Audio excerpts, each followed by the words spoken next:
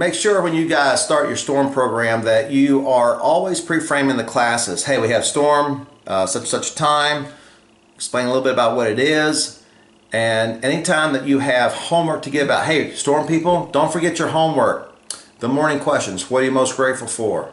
Or the value of an attitude. So the rest of the class sees you pre-framing that program and they understand that, whoa, we got something going on here that is more than just punching and kicking.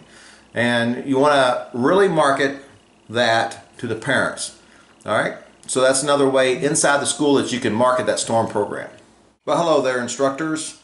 So what I'm going to do is go through how you teach the Blue Top STORM program, the first level of our special team of role models. Now by now you will know who's in your class, you will have promoted it, and I always allow people to come into the class probably 2 weeks into it, and then I get them caught up on their classes privately. It's human nature, everybody waits till the last minute. So you're going to have your manual, and you'll have a teacher's edition, and then you'll have student edition. So basically, the way this is laid out, the first page, characters and responsibilities of a American Freestyle Karate Federation instructor trainee, and you just briefly hit on the high points. Now you're going to have kids in the classroom and you're going to have adults in the classroom, but you need to make it applicable for both. For real young people, I like to have 4, 5, 6, 7-year-olds. I like to have the parents in there with them. We want to make sure that the parent understands what we're trying to do. This is the gateway into being an instructor one day, being a role model, being on our competition team, demo team. So we want them to know how we expect them to behave. So having a positive attitude, touch base on that a little bit. Now remember, you only have about a half hour, so you got to be quick. Being a role model, show that you are dependable, be strong in mind and body and spirit, reach goals you set for yourself, and we'll talk about goals in this program, etc. Appearance, show confidence in front of others, act as a positive role model, clothing is pressed, neat and clean, hair and nails are clean and groomed. So the point is when you're in front of somebody, you need to make sure that you are it. You are very on point. You're very on point all the time. So you need to have an outgoing personality, and just touch base a little bit on that. Now the next page, talk about what students do. Make it applicable to your school.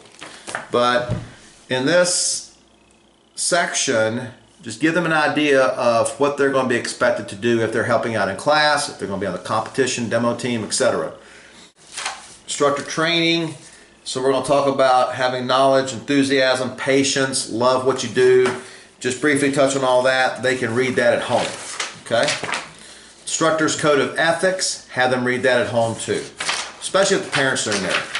10 ways to be more positive in class, and we'll cover this more when they get their blacktop, but we just want to touch base on that a little bit. Not much. Now we get into the meat of it. Remember, you only have a half hour. Remember, less is more also. So we want to talk about attitude. Attitude is the most important thing when you're a leader or a role model. Everybody notices your attitude.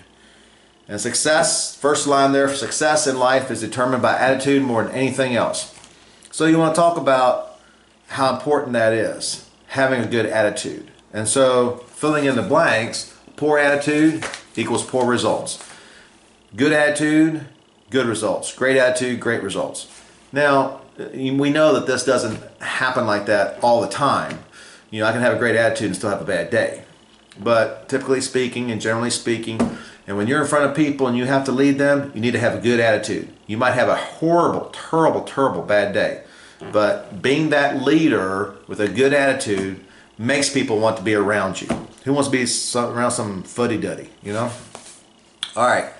What does it mean to have a good attitude? Especially these little guys. What does it mean to have a good attitude? Well, let's use an example. We want to obey gladly and be happy. That's a good attitude. You're obeying gladly and you're being happy. All right. Why is it important to have a good attitude? Because you will be more happy. You know, when you have a good attitude, you can't help but be more happy. You'll be more happy and you have more friends. Okay? Your parents will be proud of you. You'll be more happy, you have more friends, and your parents will be proud of you. And I'm going to touch base on that just a little bit. How good do you feel when your parents are proud of you? You know? And that's something to kind of, if you have parents in there, you know, you might want to make the point, hey parents, make sure you let your kids know when you're very proud of them. That's real important also. Example of a good attitude, when your mom tells you to clean your room, you say, yes mom, I'll be glad to. And you can add a little levity here, and so you can say something like, and so after you say, yes mom, I'll be glad to, and she faints, you can pick her up and, you know, wake her back up because she's fainted, she's never heard that before. Yes mom, I'll be glad to. If it doesn't work, the first time, try it again. Don't give up, and use an example of homework, tests, projects, etc. And then the last line there, my attitude determines my altitude. So spend a little time talking about that. Remember, you only have half hour. So make sure too that you have that interaction, but typically in a class, you're going to have somebody that's going to like to talk. Talk, talk, talk, talk, talk, talk. Make sure that you rein them in, take control of it, and keep moving. We got more pages to go for this first class. The value of a good attitude is part of the homework. The other homework is the morning questions. So make sure that you put this somewhere where you can see it every morning and ask yourself the question and ponder on it a little bit. Don't be in a mad rush. This also makes you more proactive. So you get up earlier in the morning, you get up and you plan your day, etc. If you're a young kid, you know, you get up early, eat your breakfast, and you relax a little bit and ponder upon this thought. What am I most grateful for today? That's the first question. What am I most grateful for today? And then number 2, what am I most excited about today? And then number 3, what am I most proud of? You know, and what being most proud of, that could be an accomplishment. It could be, hey, you're proud of my sister doing something, or I'm proud of my parents, or I'm proud I made that A. I mean, I worked hard for that. You know, that's okay to be proud of it. Use some examples there. Use something personal in your life. Anytime that you can make it a personal story, it has much more effect. So, number 1, homework, family discussion, the value of attitude. Number 2, the morning questions. Number 3, the evening questions. Before you go to bed, you ponder on these. Number 1, what did I learn today? And then number 2, how did I contribute today? And you ponder on that, talk a little bit about it. The point to this morning and evening cycle is it gets your mind in a positive frame of mind, how important I am to other people, how important those people are to me, what am I grateful for, excited about, what I learned, how to contribute.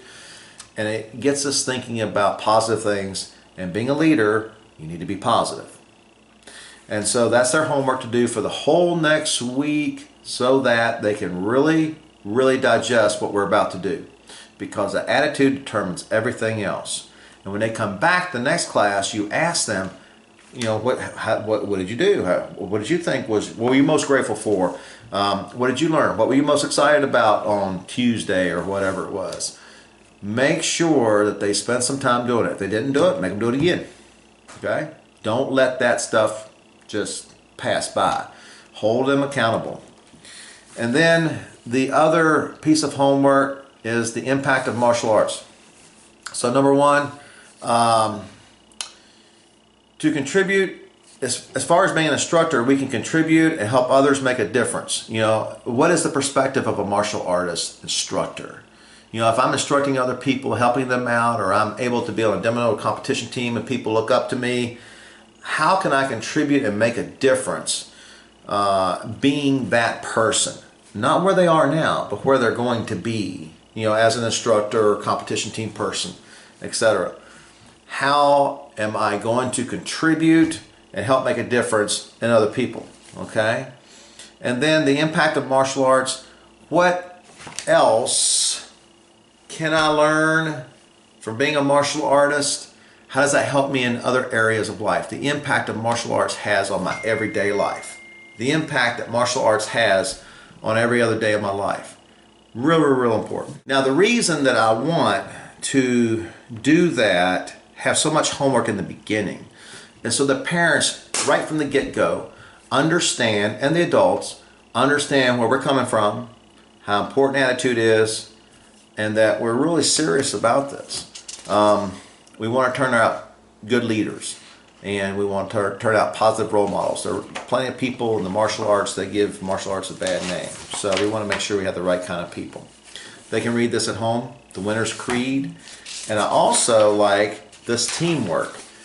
Teamwork is about some geese flying, and have them read that at home, but then the beginning of the next class, touch base on that and talk about it, okay? So lots of homework this week, but a real important first step. Thank you much.